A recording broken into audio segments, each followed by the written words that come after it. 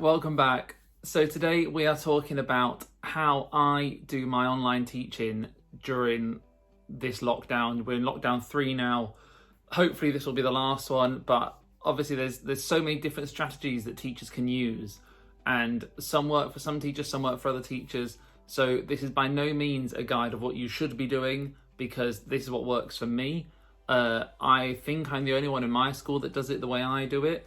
And there's small differences within my school. There's massive differences between my school and other schools, and it just you've got to do whatever works for you and whatever works for your class. So that's the kind of first thing I wanted to say is this is me talking about what I do, because it might help a few people out there and it might give some people some ideas of what they can do, but it's by no means what you should be doing. It's what works for me and it's what works for my class, and so far it seems to be going quite well.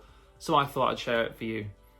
We've been doing this we're now into our 4th week of doing online learning, so I've kind of just got to the point where I'm happy and I've kind of fine-tuned a few things, I've changed a few things, and I think, right, we've got a good kind of weekly schedule going on, so I can now feel ready to talk about it.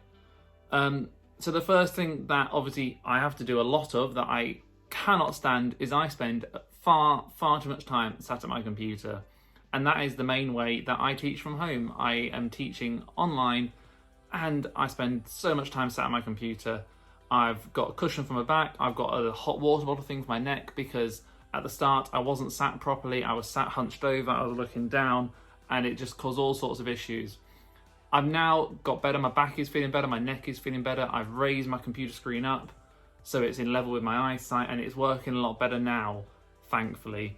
But yeah, it was tough at the start. So first thing, I spend far too much time at my computer. But it's part of what we have to do, and I can't wait till I can get back in a classroom so I don't have to sit behind a screen all day and I can move around a bit more.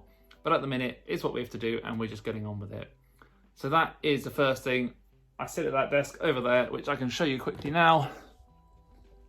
And you can see I've got my whiteboard, I've got my computer, I've got some tissue to use as a whiteboard rubber and a whiteboard pen, I've got my books nearby me. And that's where I sit and I do my teaching from there. Every single day I teach 3 lessons. I teach an English lesson first thing in the morning, I teach a math lesson around middle of the morning, and then I teach a foundation topic lesson in the afternoon.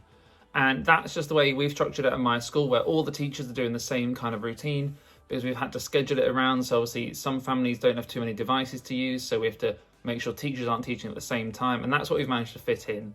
So we do 3 different lessons every single day.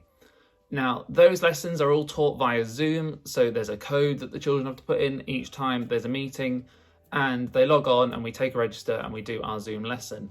And so far that has worked fantastically. We've got 93% of children have been attending these Zoom lessons, which is brilliant. And for those that haven't been, there's various technical difficulties and that kind of thing, but we've been sending out work packs and making sure that they are still doing the best they can, and because it doesn't work for everyone doing it online, it doesn't work for all families, and so we're doing our best to be flexible and making sure those families that can't get onto Zoom lessons are still doing the same amount as everyone else, so they're not going to fall behind, which I think as a school we've done a fantastic job of doing, and I'm really proud of how everyone's doing it. So we do those Zoom lessons. Now, I decided very early on that I knew there would be difficulties with getting on, and even now, there's technical things, and laptops have to restart, and Zoom goes down, and all those kind of problems that happen every single day. So every day before I do my lessons, well, I actually record them the day before, but I pre-record all my videos, all my lessons, and I do that because then when I send the link out for Zoom, I also send out the video, because sometimes there's children that have to go out, and so they can't get on at the scheduled time. Like I said, laptops turn off, phones have to reset. There's all sorts of reasons why children can't get onto a Zoom call at an exact minute, and I understand that. It's hard work doing things from home. I have to set alarms 4 times a day at home to make sure I'm doing things at the right time and I'm not forgetting things, and so that's just for me. If you're a parent with 2, 3, 4 children at home, and you've got each child's got a different time to log on to Zoom, of course there's going to be days when mistakes happen, things are forgotten, iPads break.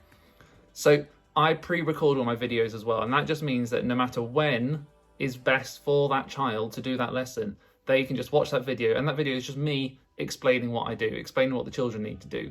Saying that today, okay, we're doing English, we're doing a draft of this, you need to include fronted adverbials, blah, blah, blah, blah, blah. So that is just another way of where I'm trying to be flexible with my class. So if they can't quite get onto Zoom, they just let me know, say, look, I can't do it at that time, but I'm still going to get the work done. And so, yeah, that's fine, and they get the work done. So it's just another way that I'm being a bit more flexible, and hopefully, well, so far it's helped the class be flexible too. When I talk about sending the work out, my school decided early on to use a program called Microsoft Sway. Now, Microsoft Sway is a brilliant tool that we use because it is accessible on all devices. And that means that no matter what, if children are doing the work on a computer, on a laptop, on an iPad, on a phone, no matter what device they can get hold of, Microsoft Sway will format the work I've sent to fit on their device. So I'll try and add in some examples of how it looks on the video now, but it's absolutely brilliant in that sense because it means we're not having to create 3 or 4 different versions of our work to make sure everyone can access it. It means children aren't having difficulty accessing it, because I know often things like a PowerPoint slide or something like that won't look very nice on a phone. It'll be hard to zoom in. And it just makes it easy for everyone, easy for the teachers, easy for everyone at home, parents, children, to get onto the work. So every day I create one of those for each lesson, an English, a math and a foundation topic. And that's what I talk through. When I was mentioning those videos I do beforehand, I film myself on Zoom. I start a meeting with myself on Zoom and I record myself talking through what's going on, showing my screen with that Microsoft Sway document up on the screen. And that's what I send out. So I send out each day the task and the video for each lesson. So then the children, when they log on to my Zoom lesson at whatever time that is, they can have the document up ready. So I generally try to send out the work between 7 and 8 o'clock in the morning. That just means that I'm up and I'm getting ready in the morning. But it also means the children can open up the documents and have a brief look through first. So they're not being thrown in at the deep end each time they start a new lesson. They've had a flick through. I know sometimes some of them do the work before the lesson. And that's totally okay because they can have a go themselves. They can check in with me and make sure they're doing it right. And then they can keep going. And again, I'm okay with that because as long as the children are doing the work, everyone's got to do whatever they can to make themselves feel comfortable. You know, I'm doing these videos right now because I need a project. Once I finish my schoolwork and I've got all that done, I need something just to keep me going. And last year during lockdown, it was nicer weather, so we were sorting out the garden and doing all that kind of thing. This year I can't, and I need something to do, so I'm doing these videos. But it's whatever works best for the children, and so I'm just trying to do my best to make sure they can do it in whatever fashion works for them. The other thing I try and make sure that I do every single day is I try and phone or message a few parents just to see how things are going. And that's partly because when you're teaching on Zoom, you feel so out of the loop. I'm so used to being in the classroom and you can feed off the children's reactions to work with how lessons are going, what their understanding's like, and what you need to do to either fix something or push them on if they're really going well. And on Zoom, you just can't get that same feel for it. So I always try to make sure I ring or message just to see how things are going and make sure everyone's okay with it. The other reason I do it is because it's a tough time at the minute and the children aren't getting that same social interaction, neither the parents, they're not getting out of the house as much. And I know I struggle with being stuck in the house, and I'm in probably 3 or 4 days a week. I'm in the house. I go to school maybe once to pick up some stuff and do a bit of teaching from there.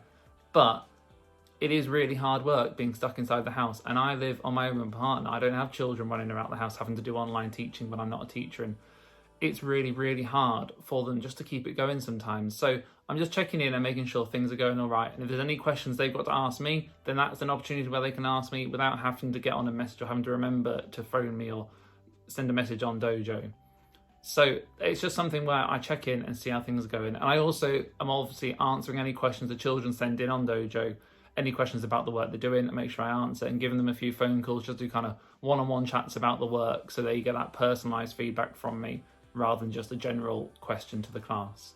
To finish off with this video, I just wanted to say a massive thank you to all the parents that are out there watching this and supporting their children at home, because I'm sure it's been really, really difficult, but it's been so clear, for me at least, that none of this would have been happening without the support of those parents and without them keeping their children engaged with the learning and on Zoom at the right time and doing the work when Zoom finishes. And so it's just a massive, massive thank you, because it would not be possible without you guys. I could sit on Zoom for 6 hours a day and it wouldn't matter. There were no kids on Zoom to teach. And that's down to you guys making sure they're there, making sure they're motivated, making sure they're getting it done when Zoom finishes. So a massive, massive thank you to all the parents out there that are doing their very, very best. And just hopefully it won't be for much longer. Obviously, we still don't know when schools will be back. I'm still praying that it'll be after February half term, but we're just watching the news and waiting to see what is said. But once they are back, then it will be so much better, and hopefully life can go back to some kind of normal again. So just keep on going. And I just wanted to say, just at the end of this video, that it is, as I said at the start, this is not a video of saying what any teacher should be doing at all, okay? As a teacher, you should be doing what works best for your class and what works best for you. If that is doing things in the way that I do them, then fantastic. If that's doing them in the way that you do them, then fantastic, okay? It's just about making sure that you're doing the best for your children. And I think I'm doing the best for me and my children at the minute, and that might be different to what someone else is doing for them and their children. That's totally okay. It's just doing what works for them.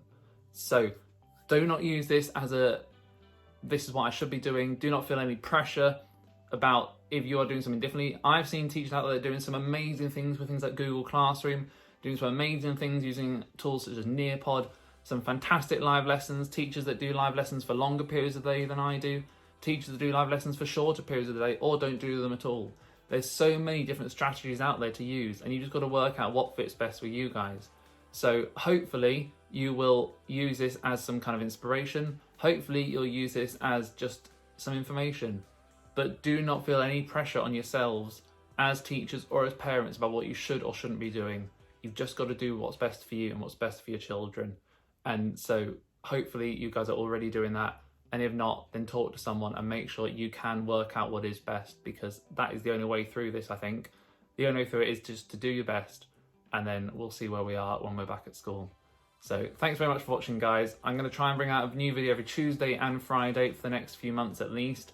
So keep on watching out for them, and hopefully I'll see you all back in school very soon.